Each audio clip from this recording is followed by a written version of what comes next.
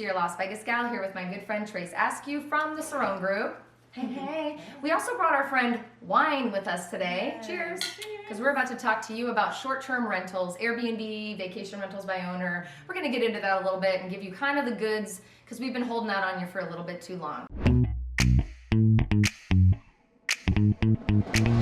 It's definitely a topic everybody's interested in. Whenever interest rates fall this low, people start thinking investments, which we love. Yes. So if you are planning to buy a home to use as a short-term rental like Airbnb, then we need to go over some information. Now I want to be very straight. Some of you, maybe you, who's watching this right now, might have reached out and called us about doing Airbnb or getting a house that you wanted to rent out and do short-term rentals, and we might have discouraged you from going that path, or at least let you know that there's a lot that goes into it and it's kind of scary.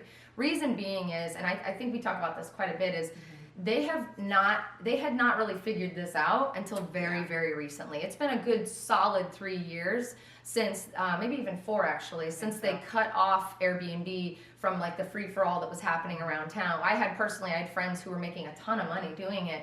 The hotels got mad. They were upset that the revenue that they were seeing that could have come into the city and come into them, and all the parking fees that they were missing out on, all those famous resort fees. Yeah. So right, I mean, so like I get it, right? We are a city that is very much run by tourism. So when the tourism giants are upset, they stomp their feet, and this is what happens. But it's been about 4 years, right? 3 or 4 years? I think so, yeah. Yeah, so at one time it actually was rampant through the city. Yeah, people were really doing whatever they wanted, yeah. So we've really been kind of discouraging, or not discouraging, but really just trying to pause people before they assume that can just happen, right? Well, yeah, that too, and that they were in the middle of kind of changing a lot of things. So, like, for instance, Henderson was just recently under a pause where they didn't even tell anyone exactly how long it was going to be on pause, but they were not issuing any new licenses because they were in the process of revamping the regulations and the rules and fines and all that kind of stuff. Yeah. So that's part of it too. So the city regulators are really trying to keep everyone happy. They're trying to keep the residents of the communities happy with noise ordinances and things like that, and making sure people who are going to run these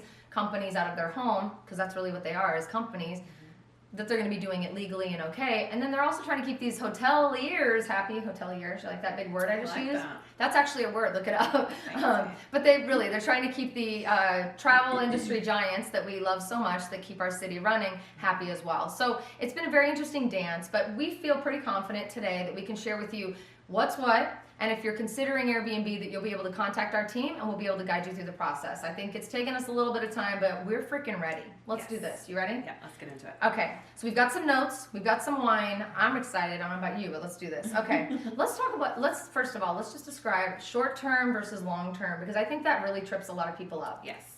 So short-term rentals are going to be anything that you are renting for less than 30 days. You can get into an apartment on a month-to-month lease, and that's not really considered a short-term rental. Right. But when you're talking less than 30 days, a couple of weeks, a night or two here and there, that's really what we're talking about, and that is what's going to fall under your Airbnb, VRBO, one of those type of sites. So short-term rental equals that. If you're looking to buy an investment property and you would like someone who lives there long-term, 2, 3, 4, 5 months at a time, this video ain't for you, but you should still listen anyway, right? Okay, let me look at the notes here. All right, let's talk about the areas in Las Vegas that are allowing Airbnb. We're going to be including a map on screen for you to take a look at, because it's really, I think, a great visual representation. Finally, we've been dying for these maps to be issued. Like, for 3 years, we're going, why can't somebody just give us a map? Yeah, so now we have the map. We're very, very excited. So the 3 areas, and in case you didn't know, these are actually 3 different cities that are all part of the Las Vegas metropolis area. I don't even know if that's metropolis? Metropolis. What do they say in New York when you're the tri-state area? We're the tri-city area. The Tri-City Neon. I don't have a clue. I'm trying too hard. Anyway, I'm making it up as I go. Las Vegas is definitely allowing Airbnbs now, but what's the catch? So Las Vegas as a city is divided into unincorporated versus incorporated. Yes. That's a whole other topic in and of itself. I'm gonna have a drink of my cocktail while you talk about that. But for the purpose of this video, really all that matters about unincorporated versus incorporated is a location. Yes. Because, as we're going to mention, Airbnbs are legal in incorporated Las Vegas and completely illegal in unincorporated Las Vegas. And why don't we just jump into what those fines look like in the illegal area and why we were so hesitant to go this route with anyone? You can be fined up to $1,000 a day for every day that you are operating your business if you are operating it outside of the legal area. Yes. So we have to be really, really careful. Great news, we've got a map and we know the deal, so you're good to go. The other areas that you can operate a short-term rental in your home is North Las Vegas, which is actually its own city. Beautiful area, lots and lots of really cool land, some nice golf courses, some really cool stuff up in North Las Vegas, and a lot of new growth, which is really great. Yeah, don't buy into the stay away from North Las Vegas stigma because it's just not beautiful. true anymore. Yeah, there's some really nice areas, and just like any city, there's good areas, there's areas that you're a little bit more questionable. We will guide you, we will make sure that you're purchasing a home that's going to be good for you and your lifestyle, or good for you and your business's lifestyle, right? And then the other area, of course, is Henderson. So Henderson is its own city. We're sitting in Henderson actually right now as we record this video at my house with my kitchen and my wine. But we love it. So Henderson's really great because they actually were sort of a leader recently in the last couple of years. They put their neck out there and said, hey, we're going to allow short-term rentals. This is totally okay with us. And then about 10 months later, they went, ooh, hold on a minute. We're getting a lot of complaints from the neighborhoods and the people who live in these neighborhoods because they're upset about the noise or whatever. They're just stomping their feet and making a mess of it. So for me, it's been interesting to watch how the city and how these regulators have been excited, and then they go, ooh, God, we didn't know, and then excited, and then they're making tweaks and changes. Recently, didn't they just recently pause allowing applications? Yes, yeah, they literally just put a big hold on all of it for a time period because they were trying to figure out the best way to go about it to make everyone happy. Keep the people who live in the community happy, but also for people who want to do this as a business and make money and as their livelihood. Obviously, that's a part of the community that's important as well. So they did have a pause on it while they were sort of refining the regulations. And they never said, when they paused it and said, we're not issuing any new anything, they didn't say, in 3 months we will. No. They were like, yeah, we're going to put it on pause and we'll let you know. Yeah, we just didn't know, and we were all just kind of waiting around, which is part of the reason why we were waiting to do this video, because we wanted to find out. But they have refined it and figured it out. Yes. So we're going to talk about it. Yes. There's also a couple of cool opportunities here in Henderson that are different from a lot of the other areas. They actually have condo-tels in Henderson. It's actually in Lake Las Vegas that allows you to do the Airbnb, and it's sort of like Palm's Place and some of the other places that are like, you own it, but the hotel can run it for you, and we can always go into that a little later in another video. I'm going to pause for a moment. We're doing a series of Airbnb short-term rental videos for you after this one. This is going to be more of a general overview, but we will go in and deeply dive into, as far as we can, each of the areas that we just mentioned. So North Las Vegas, Henderson, and Las Vegas. And then we'll have some fun making some videos to help you understand how to market, what you're doing, all kinds of fun stuff. So come back for more. We've got a playlist coming your way for that. Yeah, and please also comment below and let us know if there's any particular pieces of information or things that you want us to cover, so that we can get into those in the other videos as well. Okay, before we move on, I want another cheers. Cheers. All right. Let's talk about money and fees. While she drinks, I'll jump into it. So some of the fees, I'm going to look at our notes here. Some of the fees are going to range, right? There's going to definitely be upfront fees if you want to run a short-term rental out of your house. You're now a business owner, and they're looking at that very strictly. So you're going to need business license and all those things. But fees related, you're looking at between $500 to $900 for an application fee to apply. $500 to $900, meaning one of the cities might only charge $5, the other one might charge $9. They all charge something very different. So something to keep in mind when you're budgeting and you're trying to look at opening things up. I'm going to take a sip. You can move on to the next one. All right, what do we got next? Okay, another stipulation is that they're definitely cracking down on how many are in any given area. So one of the stipulations is that they cannot be within, 660 feet of another Airbnb, which, I mean, that's not that far. So. Yeah. So basically, they don't want a row of homes that are just Airbnbs. They're trying to be really careful with packing those in. Yeah, they don't want an entire neighborhood of full of just Airbnbs. So that's one of the stipulations as well. And something else to keep in mind: if the property you're looking at is within an HOA or run by a homeowners association. Most likely they are not going to allow it. So you are going to want to try to narrow your search to homes without an HOA. Yeah, that's really important to touch on. Actually, I'm going to dive a little deeper.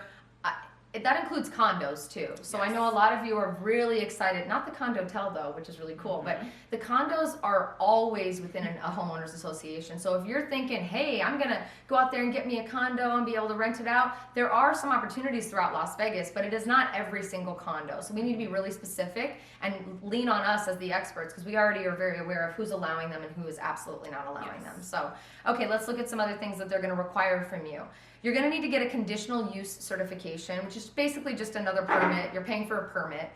You'll probably have to take some educational classes or some things like that, but they're going to make you pay for that too. I'm sure it's like a $90 fee. I'm not really sure. Anytime you've got a permit or some sort of a business license or anything like application, there's always going to be a baby fee tied to it. There's always going to be a baby fee, right? Always. It's money, baby. They're trying to make their money. What else do we have here? Okay.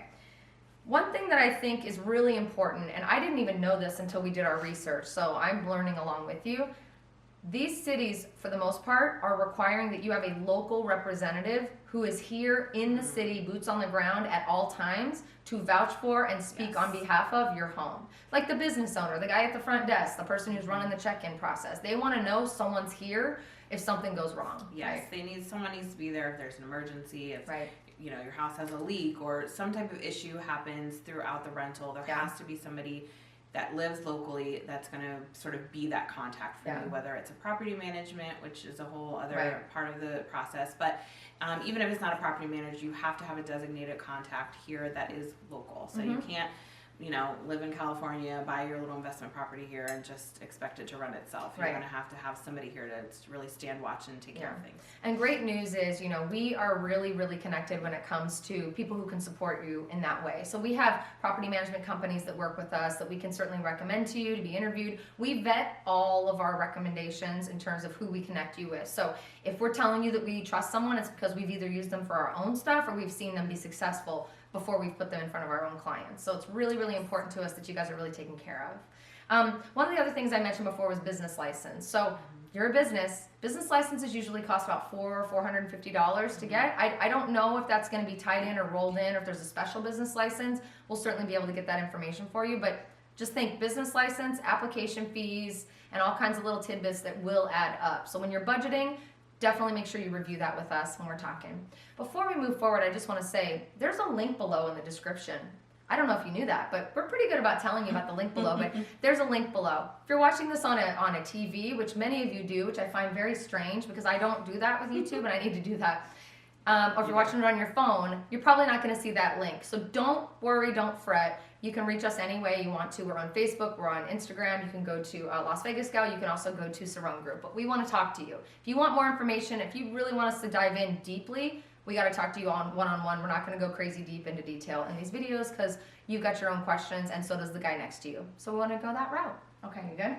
All right. Next thing we've got is a couple of the weird things that they're asking you to do. Now, we're being very general in this video because we're going to go deep on each area. Every area is going to be different. But there were some really strange rules and some things, some hoops they're making you jump through that I found quite interesting. Let's talk about the noise situation. Yes, so they are also requiring now, I know it was in Henderson, Some of them I don't know are, if it's in all of them, but some areas that are allowing Airbnb are requiring you to install noise monitoring equipment in any outdoor like common areas, like a pool or jacuzzi. Yes, and I believe we talked about this, and I think the reason for that is they want to be able to field when they're fielding complaints of people saying that someone's throwing a loud party or they're just doing a general noise complaint. There is some sort of documentation to sort of back up whether or not it was excessive noise or not. I think that's kind of their fail safe with a lot of the complaints coming from the neighborhoods around and all the neighbors. And listen, like I rent Airbnb when I travel. I almost exclusively use Airbnb or VRBO because I just feel like it's a more homey experience. And I can tell you, I know a lot of people that do. We're not noisemakers. We're not people who throw crazy parties. I'm sure that happens, obviously, especially in Vegas. And I live here, and I don't really live that way. So maybe I'm the problem. Maybe I just don't get it. But either way, it's just not as fun. I'm just not as fun. I'm drinking wine on video, though. I'm fun. She's very fun. Anyway, no, I'm not. But my point in saying that is like it really is so funny to me. But like that was almost they're like, fine, here we'll add this to the list. Yeah, I have to think that people who really don't want an Airbnb in their neighborhood, Right. that's probably their go-to complaint. Yeah. Oh, it was noise. Right. And who's going to prove whether Right. or not it actually happened? Well, now they're going to be able to prove whether or Wow. not it happened. It's So. crazy. And when I read that rule, I thought it meant, I don't know why, I must have read it wrong. I thought it meant you had to like put padding on the walls to keep the noise Like in. noise canceling. Noise canceling, noise absorbing. Like Yeah. I grew up with my dad who's a musician and he used to have that popcorn stuff Yes, on the the wall, foam. the foam. Mhm. I literally thought they were going to force people to put that in on their like wall, the back gate around their pool. Because I read it too fast. This is what I do. I just need to drink my wine and be quiet. Anyway, as you can see, there's a lot of really crazy, weird stuff. One of the other things I thought was funny, or not funny, but interesting was that they're not allowing any of these short-term rentals to be used as like event venues or like a wedding space, which Yes. there's quite a few people in Vegas who have rented their homes, like these beautiful mansions and ranch-style homes. They do rent them out for weddings, but they've actually had to register the home as a business for events, and it's a whole different ballgame. They're not allowed to have people stay over. Now that they're allowing people to stay over in some of these homes, they had to completely reassess that rule, and now they're like, okay, well, it's either one or the other. You don't get both. So it's been very interesting for me to watch some of those really cool, unique wedding venues make the decision of, I have an 8-bedroom house. I could either rent out each of these bedrooms and let it be a common house, or I could continue to just run weddings and events out of it. But they are making them choose, which is kind of crazy. So Yeah. I don't know, it makes me sad. I kind of like want everybody to have everything. I don't know, I just want everybody to be happy. Yeah, me too. Let's see. Oh, my favorite. Okay, this is the last one, but I thought it was funny. The Good Neighbor brochure. Oh, yes. I don't know about you, and maybe it's just because I'm kind of a dry sense of humor and I'm very cynical about certain things, but I always find it really funny when I get like a random letter informing me of something from my neighbor. Like, hello neighbor, I would like to inform you that I am going to install the following trees in my front yard, because with HOAs, they do require you to notify your neighbors of weird stuff like that. And I'm always like, cool bro, can't wait to see it. Looks great. Like, anyway, they're making you do a Good Neighbor brochure in some of the areas that basically notifies your neighbors and gives them an opportunity to not only be aware of, but also complain in advance, maybe. Sorry. Vegas isn't really full of a lot of complainers. I'm not saying that. No, I'm kidding. This rule is like every Karen's dream. I know. Right? Like, we're totally turning Las Vegas into a bunch of Karens. Don't be a Karen. Don't be a Karen. Anyway, and so they're forcing you to do that. So these are just a couple of the weird rules that we found, kind of interesting and funny. But each of the areas does really have pretty much a laundry list of, oh my God, you got to make sure you abide by this, or there's no way you're going to run your business. So, but the Good Neighbor brochure was kind of funny. I thought it would be funny too if you could like put an actual brochure together and like a trifold, C-fold brochure that you send away to like the printer and it comes back and it's like a box.